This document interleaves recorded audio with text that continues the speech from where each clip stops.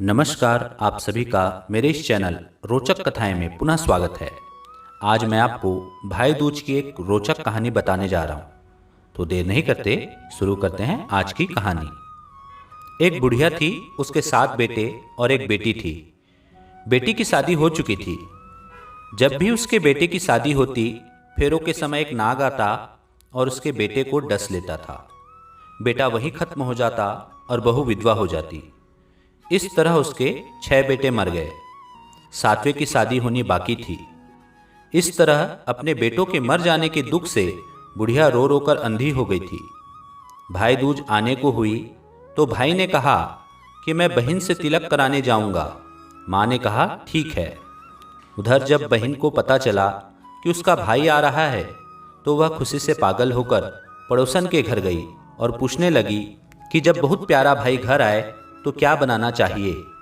पड़ोसन उसकी खुशी को देखकर जल भुन गई और कह दिया कि दूध से रसोई लेप लेना और घी में चावल पका लेना।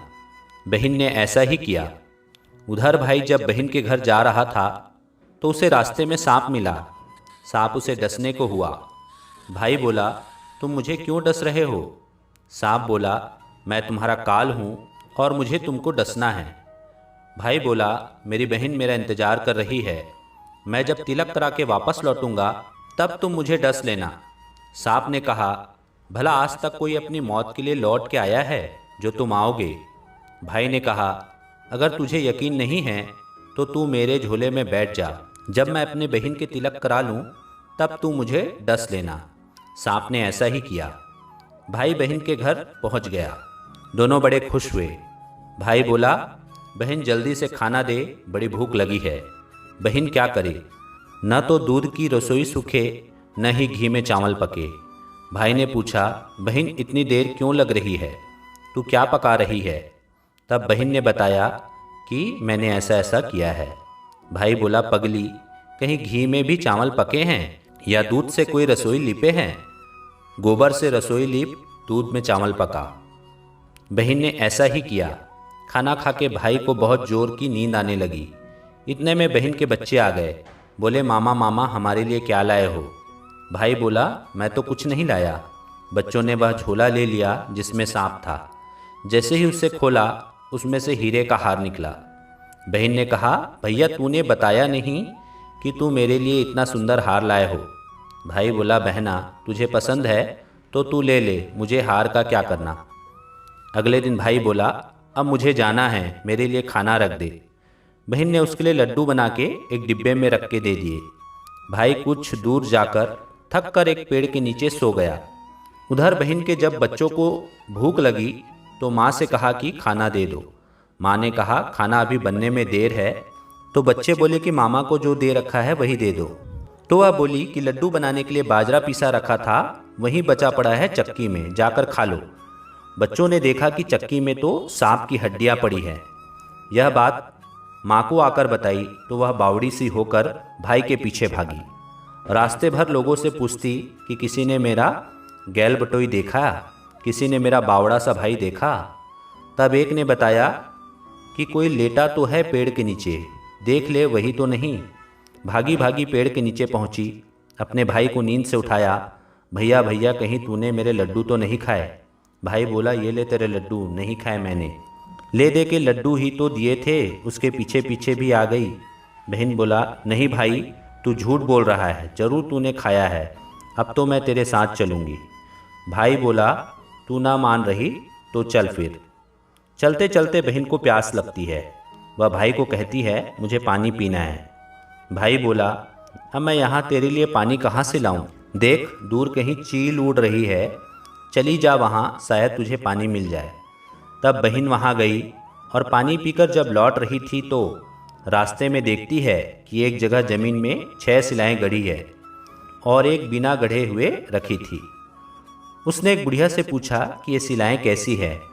उस बुढ़िया ने बताया कि एक बुढ़िया है, उसके 7 बेटे थे। 6 बेटे तो शादी के मंडप में ही मर चुके हैं, तो उसके नाम की ये शिलाएँ ज़मीन में गड़ी है। अभी 7वें की शादी होना बाकी है। जब उसकी शादी होगी तो वह भी मंडप में ही मर जाएगा, तब यह 7वीं शिला भी जमीन में गड़ जाएगी। यह सुनकर बहन समझ गई कि ये सिलाएं किसी और की नहीं बल्कि उसके भाइयों के नाम की है। उसने उस बुढ़िया से अपने 7वें भाई को बचाने का उपाय पूछा। बुढ़िया ने उसे बतला दिया कि वह अपने 7वें भाई को कैसे बचा सकती है। सब जानकर वह वहां से अपने बाल खुले करके पागलों की तरह अपने भाई को गालियां देती हुई चली। भाई के पास आकर बोलने लगी, तू तो जलेगा कुटेगा मरेगा। भाई उसके ऐसे व्यवहार को देखकर चौंक गया, पर उसे कुछ समझ नहीं आया। इसी तरह दोनों भाई बहन माँ के घर पहुँच गए। थोड़े समय के बाद भाई की शादी तय हो गई। जब भाई को सेहरा पहनाने लगे तो उसकी बहन बोली, इसको क्यों सेहरा बंधेगा? सेहरा तो मैं पहनूंगी, ये तो जलेगा मरेगा। सब लोगों ने परेशान होकर सेहरा बहन को दे दिया। बहन ने देखा उसमें कलंगी की जगह सांप का बच्चा था। बहन ने उसे निकाल के फेंक दिया। अब जब भाई घोड़ी चढ़ने लगा तो बहन फिर बोली, ये घोड़ी पर क्यों चढ़ेगा? घोड़ी पर तो मैं बैठूंगी, ये तो जलेगा मरेगा, उसकी लाश को चील कौवे खाएंगे। सब लोग बहुत परेशान।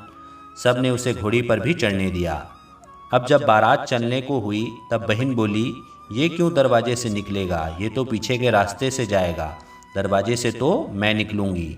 जब वह दरवाजे के नीचे से जा रही थी तो दरवाज़ा अचानक गिरने लगा।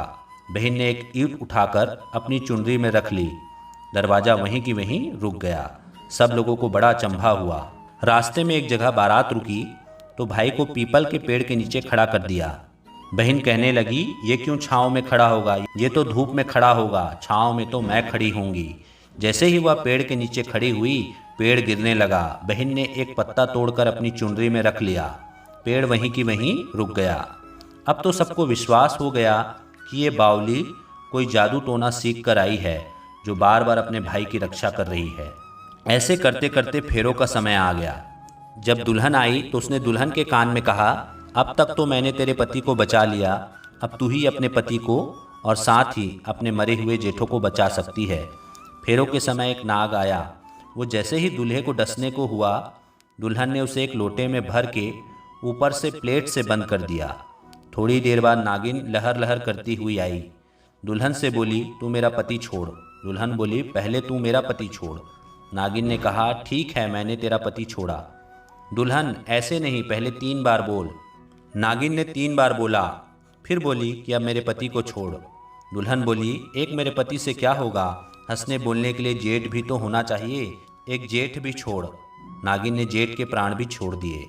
फिर दुल्हन ने कहा, एक जेठ से लड़ाई हो गई तो एक और जेठ छोड़। वो विदेश चला गया तो तीसरा जेठ भी छोड़। इस तरह एक एक करके दुल्हन ने अपने 6 जेठ जीवित करा लिए। उधर रो रो के बुढ़िया का हाल बुरा था कि अब तो मेरा 7वां बेटा भी बाकी बेटों की तरह मर जाएगा। गांव वालों ने उसे बताया कि उसके 7 बेटा और बहुएं आ रही हैं।